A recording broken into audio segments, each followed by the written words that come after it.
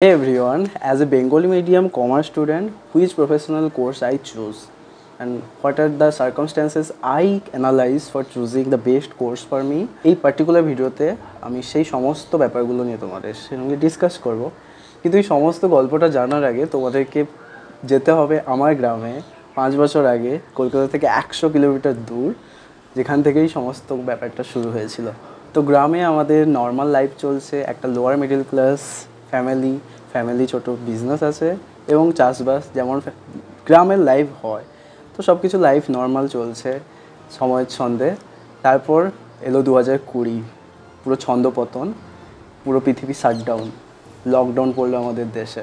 আমিও আমাদের এলাকার একটা কোয়াইট পপুলার স্কুল থেকে স্কুলিং করছি। তখন আমার ক্লাস 10। আমি অত্যন্ত এভারেজ বললেও বিলো এভারেজ, আন্ডার কনফিডেন্স একটা স্টুডেন্ট প্রথম থেকে। ইভেন আমার কোনো ফ্রেন্ড ছিল না ক্লাস 10 অবধি। মানে তোমরা ইমাজিন করতে পারো যে কতটা আন্ডার কনফিডেন্ট ছিলাম আমি ক্লাসে। সমস্ত স্টুডেন্টের মতো আমারও পড়াশুনো বন্ধ, লকডাউন হয়ে গেছে, পরীক্ষার কোনো সার্টেনিটি নেই, তো পড়াশুনো বন্ধ, লাইফ পুরো স্থগিত। তারপর শুরু হলো লাইফের একটা নতুন চ্যাপ্টার। অনলাইনে ক্লাস করার জন্য পেলাম নতুন একটা স্মার্টফোন, নিজের ফোন। সত্যিকারে বলতে গেলে তখন একটা নিজের বন্ধু, ওই একটাই স্মার্টফোন। লকডাউনটাই আমার কাছে একটা সাপে বর, কারণ তখন ক্লাস নেই, পড়াশুনো নেই, হাতে স্মার্টফোন, বাড়িতে সব সময় এনাফ সময়। তো আমাদের ছিল না একটা টপিক যে স্মার্টফোন, ইন্টারনেটের সুবিধা অসুবিধা বা আশীর্বাদ না অভিশাপ। তো আমার পার্সপেক্টিভে স্মার্টফোন এবং ইন্টারনেট একটা আশীর্বাদ আমার জীবনে। ইন্টারনেটে কিছু অ্যামেজিং চ্যানেল, অ্যামেজিং মানুষদের সঙ্গে যুক্ত হলাম, ওনাদের চ্যানেল সাবস্ক্রাইব করলাম, রেগুলার ভিডিও দেখতে থাকলাম। মানে ঈশা ফাউন্ডেশন, সদ্গুরু, সন্দীপ মহেশ্বরী, মানে এনাদেরকে চিনলাম, জানলাম। মানে মনে হচ্ছিলো পুরো পৃথিবীর, পুরো দুনিয়ার দরজাটা সামনে খুলে গেছে। তো এই সমস্ত ওনাদের ভিডিও দেখতাম এবং লাইফে ইমপ্লিমেন্ট করতাম, নিজের সেলফ ডেভেলপমেন্ট করতাম, নিজেকে প্রত্যেক দিন ডিসিপ্লিন করার চেষ্টা করতাম ওনাদের ভিডিও দেখে। আর টেক্সট বুক তো কিছুই পড়তাম না, কিন্তু অনেক বই কিনেছিলাম, সেলফ ইমপ্রুভমেন্ট, সেলফ ডেভেলপমেন্টের বই, যেগুলো ওনারা সাজেস্ট করতেন বা আরও ইন্টারনেটে আমি যেখান থেকে দেখতাম এবং সেগুলো পড়তাম। এবং একটা ডিসিপ্লিন লাইফ তৈরি করে ফেলেছিলাম ওই লকডাউনের সময়টাকে ইউটিলাইজ করে। রেজাল্ট, নিজে এতটা ইমপ্রুভ হলাম, বলতে গেলে নিজের 10x বেটার ভার্সনে পৌঁছে গেলাম, ডিসিপ্লিন হলাম এবং নিজের ওভারঅল ডেভেলপমেন্ট, কেরিয়ার কতটা ইম্পর্টেন্ট আমাদের জন্য। এবং ওই সময় আমি রিয়েলাইজ করলাম যে আমাদের শুধু সেলফ এডুকেশন কতটা প্রয়োজন। আমাদের শুধু টেক্সট বুক পড়লে হয় না, অন্যান্য অনেক বিভিন্ন ধরনের বই পড়তে হয় নিজেকে আলটিমেটলি ডেভেলপ করার জন্য। এই করতে করতে 10-এর এক্সাম চলে হলো। তারপর ডিক্লেয়ার হলো যে 10-এর এক্সাম ক্যান্সেল। তো এক প্রকার ভালোই হয়েছে, কারণ কিছুই তো পড়িনি, হলে হয়তো ফেলই করতাম। তো ক্লাস 11-এ সাবজেক্ট চুজ করার, কোন স্ট্রিম নেব। টু বি অনেস্ট, যেহেতু 10-এ বলতে গেলে পড়িইনি, তাই সায়েন্স গ্রুপের তরফ থেকে তো একদম পুরো কনফিডেন্স উঠেই গেছিলো। কোনো ম্যাথ করিনি, কোনো ফিজিক্স পড়িনি, কেমিস্ট্রি পড়িনি। 10-এর এই পোর্শনগুলো আমাদের সায়েন্সের একটা খুব ইম্পর্ট্যান্ট রোল প্লে করে। তো সেই জায়গায় নিজের কনফিডেন্সই ছিল না যে সায়েন্স নেওয়ার মতো। তারপরে যেটা বললাম, এভারেজ স্টুডেন্টই ছিলাম, বিশাল কিছু ভালোও নয়। আর হ্যাঁ, অ্যাজ ইউজুয়াল সমস্ত স্টুডেন্ট, কমার্স স্টুডেন্টদের মতো আমাকেও শুনতে হয়েছিল কিছু রিলেটিভস এবং কিছু টিচারের কাছ থেকে যে কমার্স নিয়ে কী হবে, সায়েন্স, ইঞ্জিনিয়ার, ডক্টর ছাড়া ভবিষ্যৎ কোথায়। তো এই সমস্ত কথাবার্তা শুনতে হয়েছে আমাকেও। সমস্ত কমার্স স্টুডেন্টকে আই থিঙ্ক শুনতে হয় যে সায়েন্স নিস নি, কমার্স নিয়ে কী হবে, কমার্স পড়ে কী হবে। এই গার্ডস ফিলিং বলছিল যে না, সায়েন্স তো নেব না। আর আর্টস, ভাই এত মুখস্থ করতে পারবো না, যদি মুখস্থ করে ফেলি মনে রাখতে পারবো না। তো সায়েন্স আর্টস দুটো ক্যান্সেল, পড়ে থাকলো একটাই স্ট্রিম, কমার্স। কিন্তু এমনটা নয় যে ওটাই পড়ে আছি বলে ওটাই নিয়ে নিয়েছি।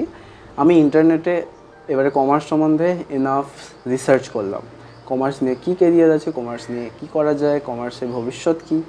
এবং তারপরে আমি জানতে পারলাম ফাইন্যান্সে glamorous career, CA, CMA, CS, CFA, এই সমস্ত ব্যাপারগুলো আমি জানলাম। তখনই আমি জানতে পারলাম গোয়েঙ্কার কথা, এসআরসিসির কথা, সমস্ত ব্যাপারগুলো। ক্লাস 11-এ আমি কমার্স নিয়ে ভর্তি হওয়ার আগেই সমস্ত কিছু রিসার্চ করে সমস্ত কিছু জেনে তারপরেই বলতে গেলে এক প্রকার কমার্স নিয়েছিলাম।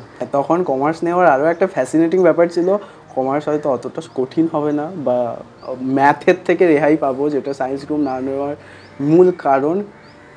আই থিঙ্ক এখন আমি রিয়েলাইজ করছি আমরা যারা কমার্স নেই আমরা ম্যাথ থেকে পালানোর জন্যই কমার্স নেই, কিন্তু আলটিমেটলি আমাদের গিয়ে সেই ম্যাথেই ফেলে দেয় পুরো। হ্যাঁ, খুব অতটা হার্ড নয়, কিন্তু প্রফেশনাল কোর্সগুলোতে তো হ্যাঁ ম্যাথ করতে হয়, বেসিক ম্যাথ আমরা ম্যানেজ করতে পারি এটা। তো এভাবে ক্লাস 11 শুরু হয়ে গেল।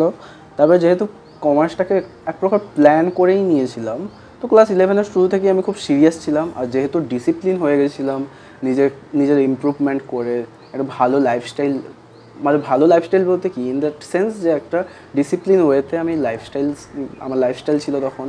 তো আমি সেই জন্য কমার্সটাকে খুব সিরিয়াসভাবে প্রথম থেকেই ক্লাস 11-এ শুরু করি, এবং আমার মনে হয় কমার্সের আমরা প্রথমেই 11-এ সবার সিরিয়াসভাবেই শুরু করা উচিত বা করেও, কারণ আমরা তখন নতুনভাবে শিখছি না, এবিসিডি ও ক খ শেখার মতো যেমনভাবে আমরা শিখেছিলাম, কারণ ওই সময় ডেবিট ক্রেডিট শিখতে হয়, ডবল এন্ট্রি সিস্টেম শিখতে হয়, নতুন পুরো ব্যাপারটা আমাদের কাছে। তো আমি একটু সিরিয়াসভাবেই নিয়েছিলাম ক্লাস 11টাকে। তো এভাবে ক্লাস 11টা শুরু হলো, নর্মালভাবে পড়াশোনা করছিল ততক্ষণে। এতদিনে লকডাউনও খতম, শেষ, সব কিছু ছন্দে ফিরছিল, আবার স্কুল শুরু হলো, সবাই ভালো পড়াশুনো করছি। তারপরে এলো 11-এর এক্সাম দিলাম, এক্সাম ভালো গেল, বাট রেজাল্ট ডেতে ভাই এই দিনটা কখনো ভোলা যাবে না। রেজাল্ট ডেতে আমাদের হচ্ছে প্রথমে সায়েন্সের রেজাল্ট দিচ্ছিলো, তারপরে কমার্সে, তারপর আর্টসে।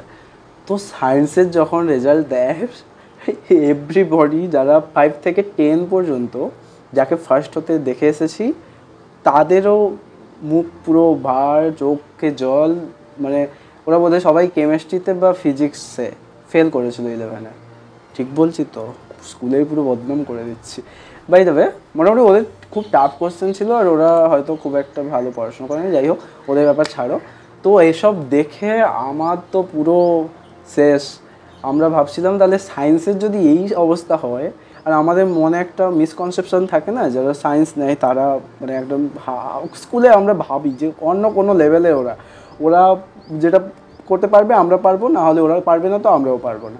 তো তাই জন্য আমিও ভাবছিলাম যে ওদের যদি এই অবস্থা তাহলে কমার্সের কী অবস্থা হবে।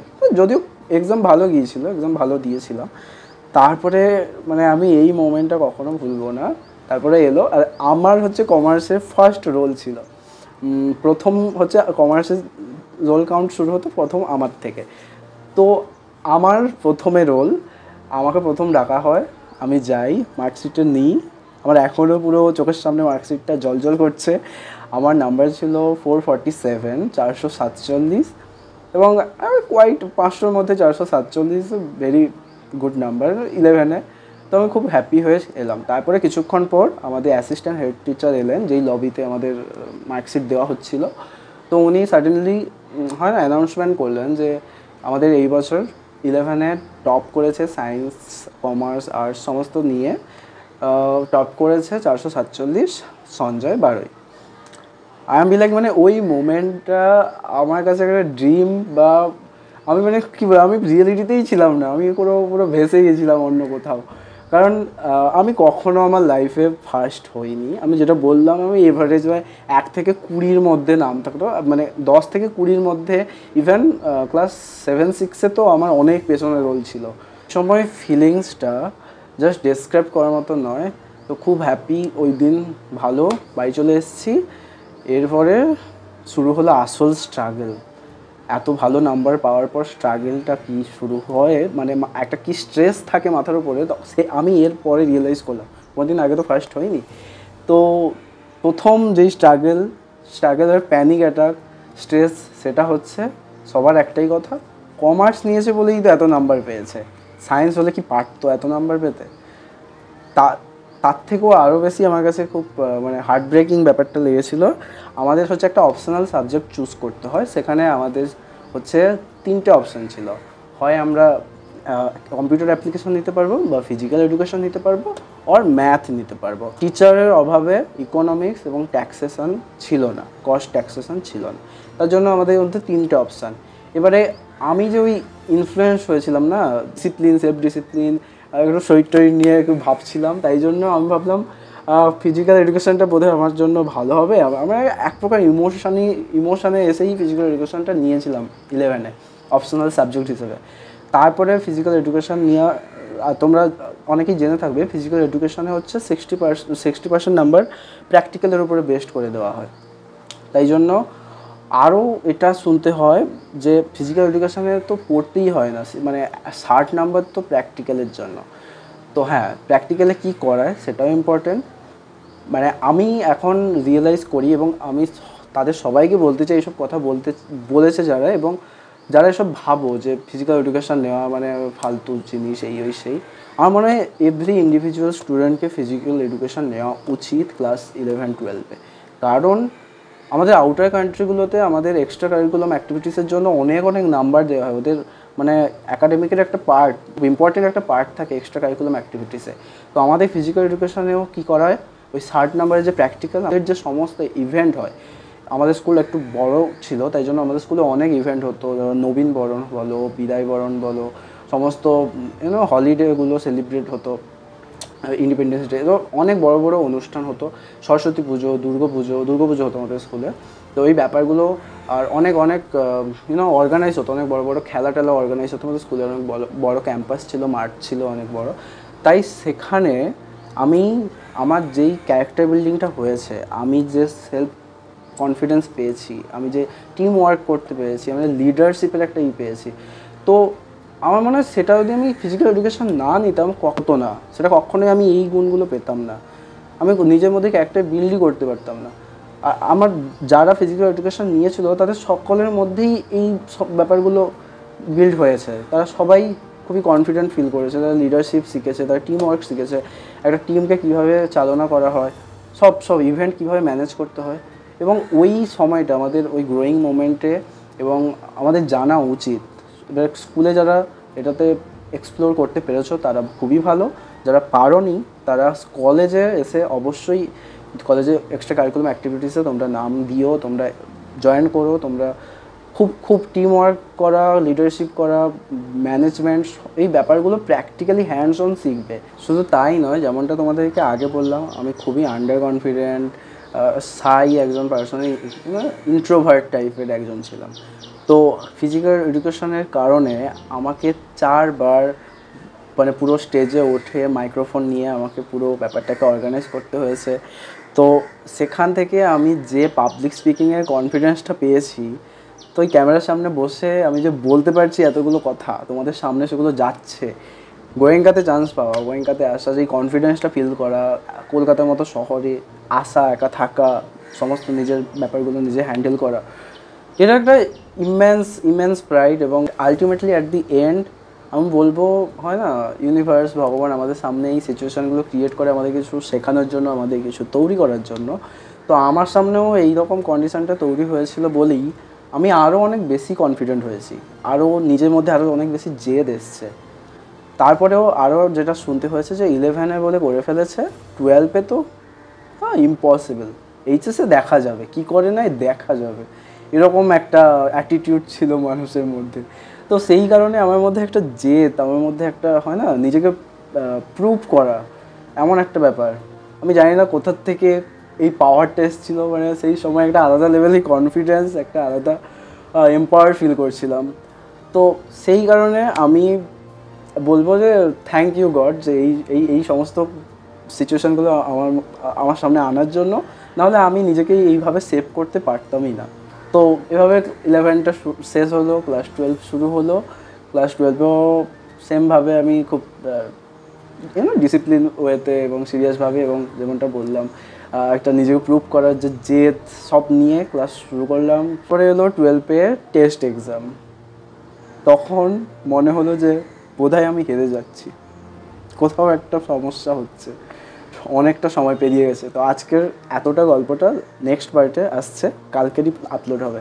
অনেকটা বড় ভিডিও হয়ে গেছে অলরেডি, তো আমার কাছে এখন অতটা ভালো সিস্টেম নেই এত বড় ভিডিও একসঙ্গে আপলোড করার মতো। কালকের পার্টে আমি বলবো গোয়েঙ্কাতে কীভাবে আসা, এবং আমি কোন কোর্সটা আলটিমেটলি এখন পার্সিউ করছি, এবং কী অ্যানালাইজ করার পর আমি সিলেক্ট করেছি।